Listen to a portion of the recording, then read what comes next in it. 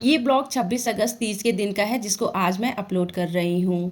वैसे तो मुझे सजने-संवरने का मौका बिल्कुल भी नहीं मिलता है, लेकिन जब भी मौका मिलता है मैं इस मौके का फ़ायदा ज़रूर उठा लेती हूँ। मेरी ये सब हरकतें निहिर दूर से खड़ा होकर के देख रहा था। शायद ये सोच रहा होगा कि मम्मा को आज क्या ही हो गया। मेरे पास जितना टाइम था और मुझे जितना सजना-संवरना आता है उतना मैं आज के दिन के लिए कर चुकी थी। अब मुझे बदलना था अपने पैरों की पायल। तीज के दिन नया पायल पहनते हैं और मेरे पास बाय गॉड ग्रेस नया पायल मिल ही जाता है, जिसको लेकर के मैं आ गई थी सीधे नीचे हॉल में। वैसे तो मैं ऊपर ही तैयार होने की कोशिश कर रही थी, लेकिन मेरे हस्बैंड की मीटिंग का टाइम हो गया था, जिसकी वजह से मुझे निहिर और इस पायल को लेकर के नीचे ही आना पड़ा। मैं एक पायल पहन ली थी और जैसे ही दूसरा पायल पहनने के लिए गई, देखा कि इसमें तो हुक ही नहीं है। अब मैं ये सोचने लगी कि जब इस पायल को मैंने खरीदा था तो इसमें हुक तो लगा हुआ था। जो पायल मैंने पहले पहना हुआ था उसी पायल के हुक में दूसरे पायल का हुक भी अटक करके चला आया था। जो पायल मैं पहले पहन चुकी थी उसको फिर से मुझे निकालना पड़ा और उसमें से दूसरे पायल का हुक निकाल करके दूसरे पायल में लगाया।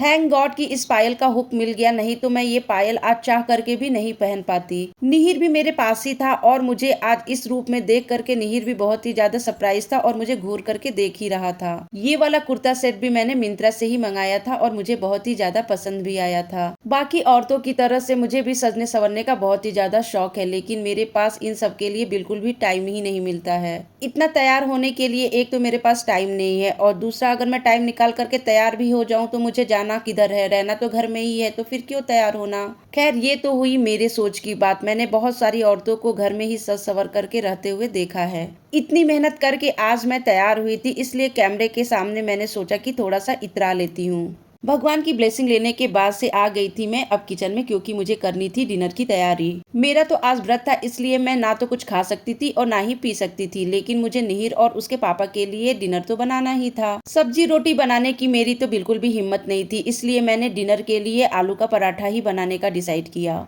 आलू उबलने के लिए मैंने रख दिया था और एक तरफ मैंने आटा भी लगा लिया। मैं अपने किसी भी फिंगर में रिंग नहीं पहनती हूँ, क्योंकि जब भी किचन में काम करती हूँ रिंग कहीं न कहीं पर अटक ही जाती है। आज अभी थोड़ी देर पहले ही मैंने अपनी फिंगर्स में रिंग डाली थी और मुझे उसको आटा गूंथने के लिए निकालना ही पड़ा। शाम में निहिर को मैगी खानी थी, मैंने उसको मैगी बना करके खिला दिया था और जैसे ही डिनर का टाइम हुआ मैंने पराठा सेकना शुरू किया।